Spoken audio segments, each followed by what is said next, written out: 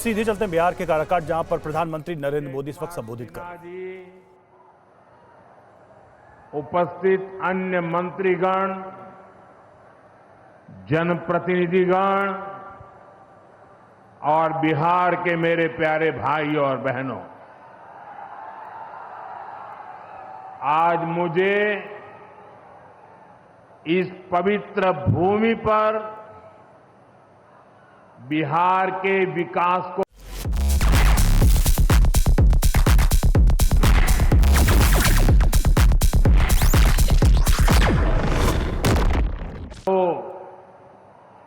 नई गति देने का सौभाग्य मिला है। यहां करीब करीब 50,000 करोड़ रुपए से ज्यादा की परियोजनाओं का लोकार्पण और शिलान्यास हुआ है। आप सब बड़ी संख्या में हमें आशीर्वाद देने आए हैं। आपका ये स्नेह, बिहार का ये प्यार, मैं इसे हमेशा सर आंखों पर रखता हूं। और आज बिहार में इतनी बड़ी तादाद में माताओं बहनों का आना, ये अपने आप में बिहार के मेरे इतने कार्यक्रमों की ये सबसे बड़ी शानदार घटना है। मैं माताओं बहनों को विशेष प्रणाम करता हूं।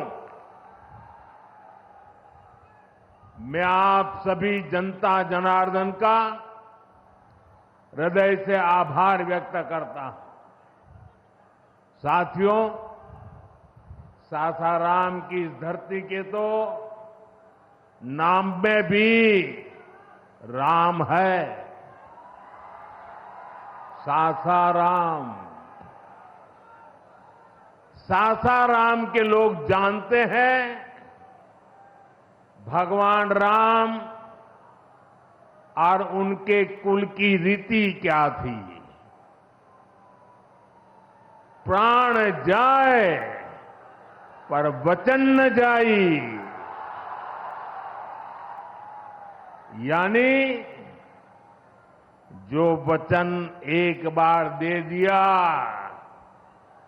वो पूरा होकर के ही रहता है। प्रभु श्री राम की ये रीति अब नए भारत की नीति बन गई है। अभी पहलगाम में जम्मू कश्मीर में आतंकी हमला हुआ था। हमारे कितने निर्दोष नागरिक मारे गए। इस जघन्य आतंकी हमले के बाद,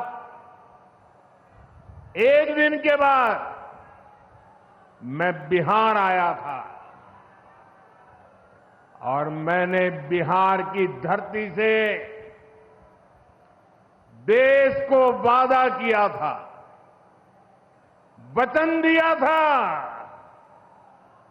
बिहार की धरती पर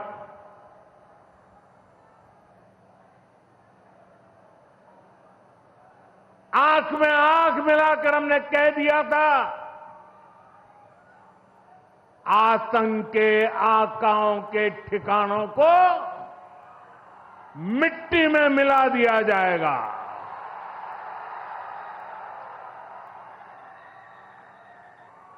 बिहार की धरती पर मैंने कहा था, उन्हें कल्पना से भी बड़ी सजा होगी। आज जब मैं बिहार आया हूं तो अपने वचन पूरा करने के बाद आया हूं। जिन लोगों ने पाकिस्तान में बैठकर हमारी बहनों का सिंदूर उजाड़ा था, हमारी सेना ने उनके ठिकानों को खंडहर में बदल दिया है। भारत की बेटियों के सिंदूर की शक्ति क्या होती है, ये पाकिस्तान ने भी देखा और दुनिया ने भी देखा। जिस पाकिस्तानी सेना की छत्र छाया में आतंकी खुद को सुरक्षित मानते थे, हमारी सेनाओं ने एक ही झटके में उनको भी घुटनों पर ला दिया। पाकिस्तान के एयरबेस, उनके सैन्य ठिकाने हमने कुछ ही मिनट में तबाह कर दिए। ये नया भारत है, ये नए भारत की ताकत है। बिहार के मेरे प्यारे भाइयों बहनों, ये हमारा बिहार वीर कंवर सिंह जी की धरती है।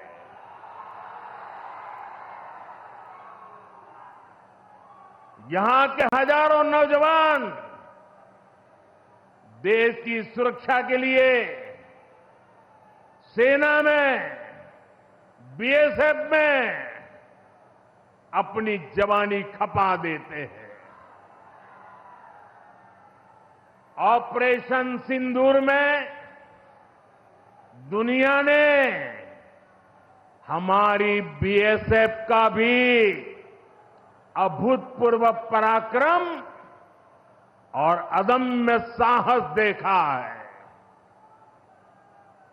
हमारी सीमाओं पर तैनात बीएसएफ के जाबाज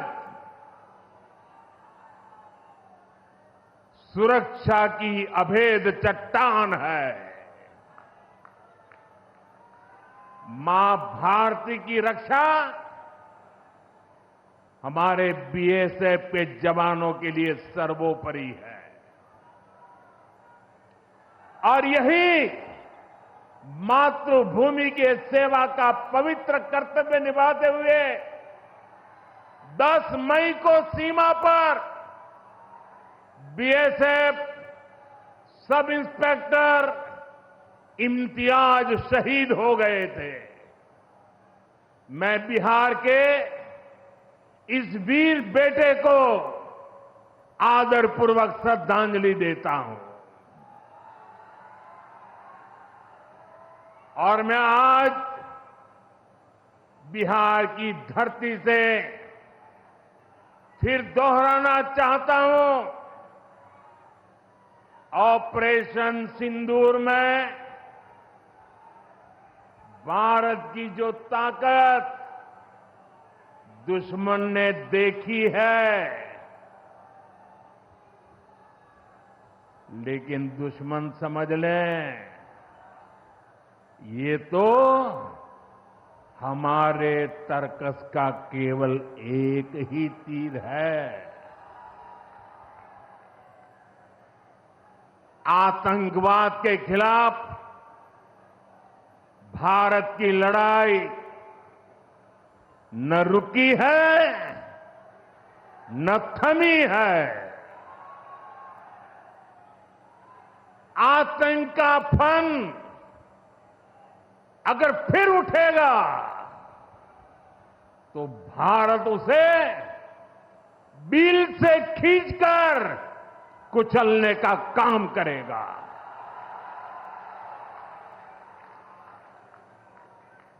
साथियों, हमारी लड़ाई देश के हर दुश्मन से है, फिर वो चाहे सीमा पार हो या देश के भीतर हो, बीते वर्षों में हमने हिंसा और अशांति फैलाने वालों का कैसे खात्मा किया है, बिहार के लोग इसके साक्षी हैं। आप याद करिए, कुछ साल पहले तक सासाराम, कैमूर और आसपास के इन जिलों में क्या हालात थे, नक्सलवाद कैसे हावी था, मुंह पर नकाब लगाए, हाथों में बंदूक थामे नक्सली कब कहां सड़कों पर निकल आए, हर किसी को ये खौफ रहता था। सरकारी योजना आती थी पर नागरिकों तक पहुंचती ही नहीं थी। नक्सल प्रभावित गांव में न तो अस्पताल होता था, न मोबाइल टावर, कभी स्कूल जलाए जाते थे, कभी सड़क बनाने वालों को मार दिया जाता था। इन लोगों का बाबा के संविधान पर कोई विश्वास नहीं था। नीतीश जी ने उन परिस्थितियों में भी यहां विकास की पूरी कोशिश की। 2014 के बाद से हमने इस दिशा में और तेजी से काम किया। हमने माओवादियों को उनके किया की सजा देनी शुरू की। हम युवाओं को विकास की मुख्य धारा में भी लेकर आए। 11 सालों की दृढ़ प्रतिज्ञा का फल आज देश को मिलना शुरू हुआ है। 2014 से पहले देश में 125 से ज्यादा जिले नक्सल प्रभावित थे। अब सिर्फ 125 से ज्यादा, अब सिर्फ 18 जिले नक्सल प्रभावित बचे हैं। अब सरकार सड़क भी दे रही है, रोजगार भी दे रही है। वो दिन दूर नहीं जब माओवादी हिंसा का पूरी तरह से खात्मा हो जाएगा। शांति, सुरक्षा, शिक्षा और विकास गांव-गांव तक बिना रुकावट के पहुंचेंगे। साथियों, जब सुरक्षा और शांति आती है तभी विकास के नए रास्ते खुलते हैं। यहां नीतीश जी के नेतृत्व में जब जंगल राज वाली सरकार की विदाई हुई तो बिहार भी प्रगति के मार्ग पर आगे बढ़ने लगा। टूटे हाईवे, खराब रेलवे, गिनी चुनी फ्लाइट कनेक्टिविटी, वो दौर अब इतिहास बन चुका है, पीछे छूट रहा है। साथियों, कभी बिहार में एक ही एयरपोर्ट था, पटना। आज दरभंगा एयरपोर्ट भी शुरू हो गया है।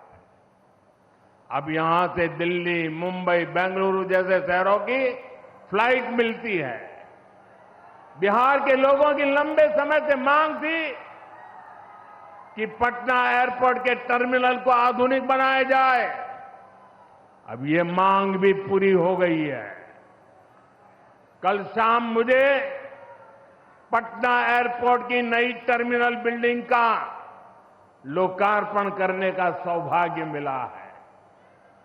ये नया टर्मिनल अब 1 करोड़ यात्रियों को संभाल सकता है।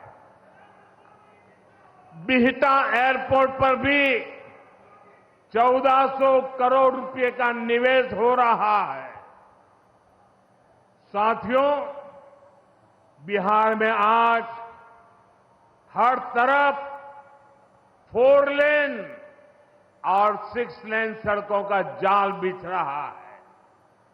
पटना से बक्सर, गया जी से डोभी, पटना से बोध गया जी, पटना, आरा, सासाराम, ग्रीनफील्ड कॉरिडोर, हर तरफ तेजी से काम हो रहा है।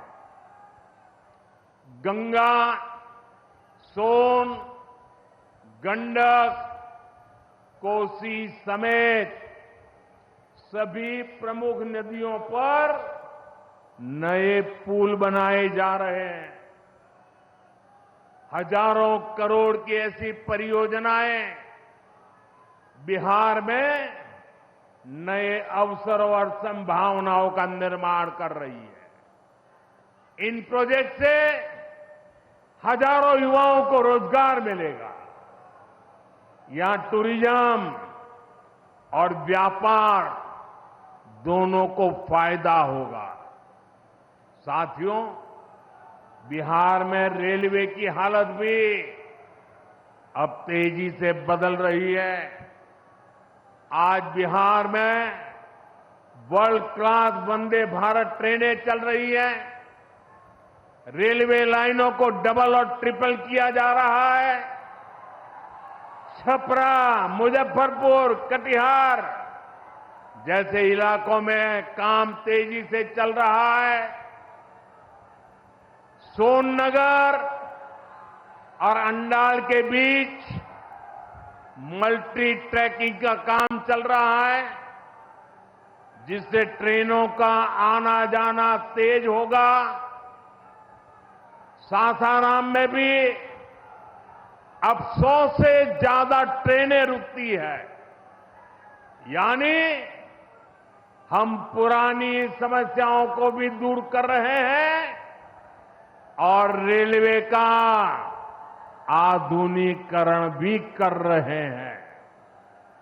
भाइयों बहनों, ये काम पहले भी हो सकते थे, लेकिन जिनके ऊपर बिहार को आधुनिक ट्रेनें देने की जिम्मेदारी थी, उन्होंने रेलवे में भर्ती के नाम पर आपकी जमीन लूटने का काम किया।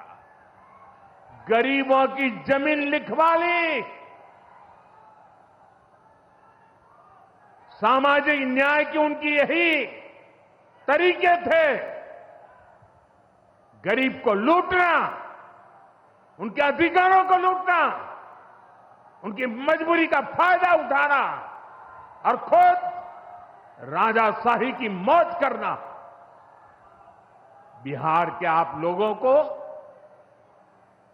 जंगल राज वालों के झूठ और धोखे, उससे आगे भी सावधान रहना बहुत जरूरी है। साथियों, बिजली के बिना विकास अधूरा है। जब बिजली होती है तो औद्योगिक विकास होता है। जब बिजली होती है तो जीवन आसान होता है। और 21वीं सदी तो टेक्नोलॉजी से दौड़ने वाली सदी है।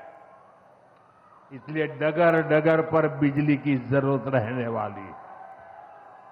बीते वर्षों में बिहार में बिजली उत्पादन पर बहुत जोर दिया गया है। आज बिहार में बिजली की खपत 10 साल पहले से 4 गुना हो गई है।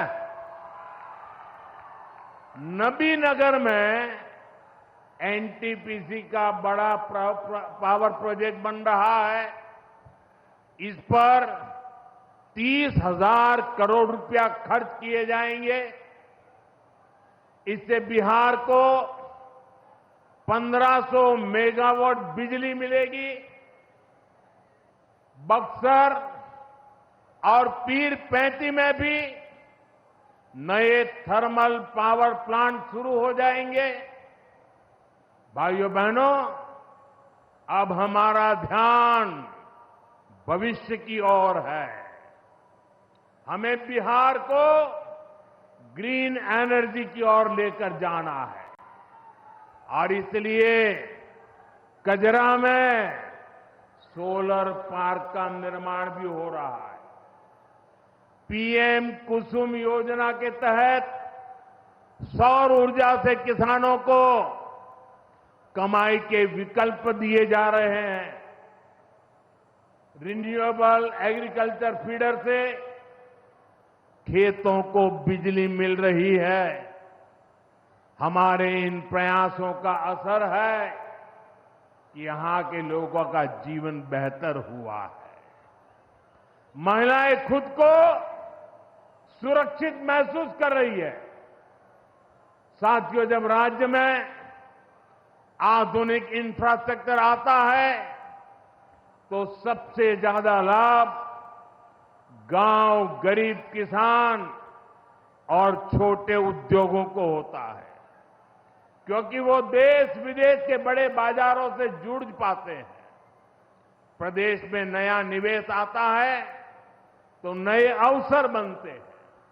आप देखिए, पिछले साल हुई बिहार बिजनेस समिट में बड़ी संख्या में कंपनियां यहां निवेश के लिए आगे आई। जब राज्य में उद्योग आता है तो लोगों को मजदूरी के लिए पलायन नहीं करना पड़ता। किसानों को भी नए विकल्प मिलते हैं। यातायात की सुविधाएं सुधरने से उनकी उपज भी दूर दूर तक जा पाती है। भाइयों बहनों, हमारी सरकार बिहार के किसानों की आय बढ़ाने के लिए लगातार काम कर रही है। यहां 75 लाख से ज्यादा किसानों को पीएम किसान सम्मान निधि के तहत आर्थिक सहायता मिल रही है। हमारी सरकार ने मखाना बोर्ड की घोषणा की है। हमने बिहार के मखाना को जीआई टैग दिया। इससे मखाना किसानों को बहुत लाभ हुआ है। इस साल के बजट में हमने बिहार में फूड प्रोसेसिंग के लिए नेशनल इंस्टीट्यूट का भी ऐलान किया है। अभी 2-3 महीने पहले ही कैबिनेट ने 2-3 दिन पहले ही कैबिनेट ने खरीफ के मौसम के उसके लिए धान समेत 14 फसलों की एमएसपी को बढ़ाने को मंजूरी दी है। इससे किसानों को अपनी फसलों का बेहतर दाम और आमदनी भी बढ़ेगी। साथियों, जिन लोगों ने बिहार को सबसे ज्यादा ठगा, जिनके दौर में बिहार के गरीब और वंचित तबके को बिहार छोड़कर जाना पड़ा, आज वही लोग सत्ता पाने के लिए सामाजिक न्याय का झूठ बोल रहे हैं। दशकों तक बिहार के दलित, पिछड़ों और आदिवासियों के पास शौचालय तक नहीं था। दशकों तक हमारे इन भाई बहनों के पास बैंक में खाता नहीं था। उन्होंने बैंकों में उनके लिए तो एंट्री बंद थी, दरवाजे तक भी घुसने नहीं दिया जाता था। दलित और पिछड़ा वर्ग के ही सबसे ज्यादा लोग झुग्गी झोपड़ी में जीवन गुजारा करते थे। उनके पास पक्का घर तक नहीं था, वे बेघर थे। करोड़ों लोगों के सर पर छत तक नहीं थी। मैं आपसे पूछता हूं, बिहार के लोगों की ये दुर्दशा, ये पीड़ा, ये तकलीफ, क्या ये कांग्रेस और आरजेडी का, क्या यही सामाजिक न्याय था? गरीबों को इस प्रकार से मजबूरी में जीने के लिए सारी नीतियां बनाने के आदी लोग। साथियों, इससे ज्यादा अन्याय कोई नहीं हो सकता है। कांग्रेस और आरजेडी वालों, इन्होंने कभी दलित पिछड़ा की इतनी तकलीफों की चिंता तक नहीं की। ये लोग विदेशियों को बिहार की गरीबी दिखाने के लिए घुमाने लाते हैं। अब जब दलित, वंचित और पिछड़ा समाज ने कांग्रेस को उसके पापों की वजह से छोड़ दिया है, तो इन्हें अपना अस्तित्व बचाने के लिए सामाजिक न्याय की बातें याद आ रही है। भाइयों बहनों, बिहार में और देश में सामाजिक न्याय का नया सवेरा एनडीए के दौर में दिखा है। हमने गरीब तक जीवन से जुड़ी मूलभूत सुविधाएं पहुंचाई है। हम इन सुविधाओं को 100% लाभार्थी तक पहुंचाने के लिए काम कर रहे हैं। 4 करोड़ नए मकान, 3 करोड़ बहनों को लखपति दीदी बनाने का मिशन, 12 करोड़ से ज्यादा घरों में नल का कनेक्शन, 70 साल से अधिक उम्र के हर बुजुर्ग को 5 लाख रुपए तक का मुफ्त इलाज, हर महीने मुफ्त राशन की सुविधा। हमारी सरकार हर गरीब और जरूरतमंद के साथ खड़ी है। साथियों, हम चाहते हैं कि कोई भी गांव छूटे नहीं, कोई भी हकदार परिवार सरकार की योजनाओं से वंचित न रह जाए।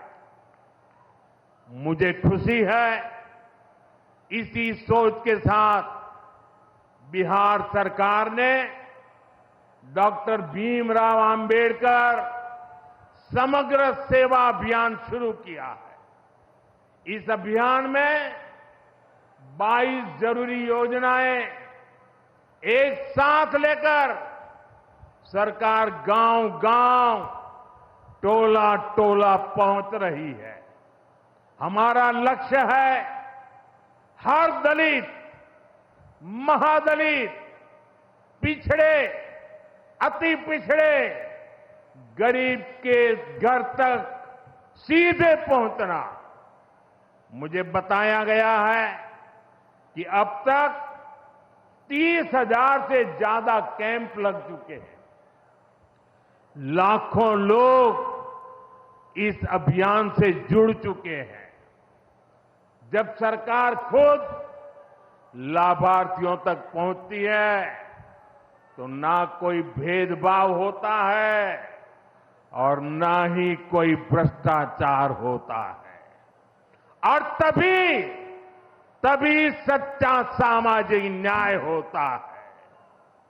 साथियों, हमें हमारे बिहार को बाबा साहब आंबेडकर, कर्पूरी ठाकुर, बाबू जगजीवन राम, और जेपी के सपनों का बिहार बनाना है।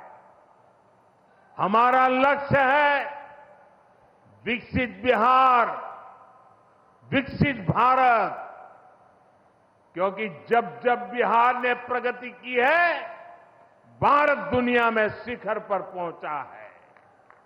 मुझे विश्वास है हम सब मिलकर विकास की रफ्तार को और आगे बढ़ाएंगे।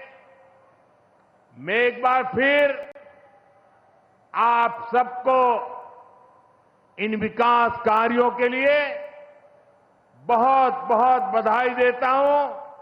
मेरे साथ दोनों हाथ ऊपर करके मुट्ठी बंद करके बोलिए, भारत माता की। आवाज दूर दूर तक पहुंचनी चाहिए। सीमा पर खड़े हमारे जवान का सीना चौड़ा हो जाना चाहिए। भारत माता की, भारत माता की, भारत माता की। बहुत बहुत धन्यवाद। Brought to you by Technopova Curve 5G. Discover new horizon.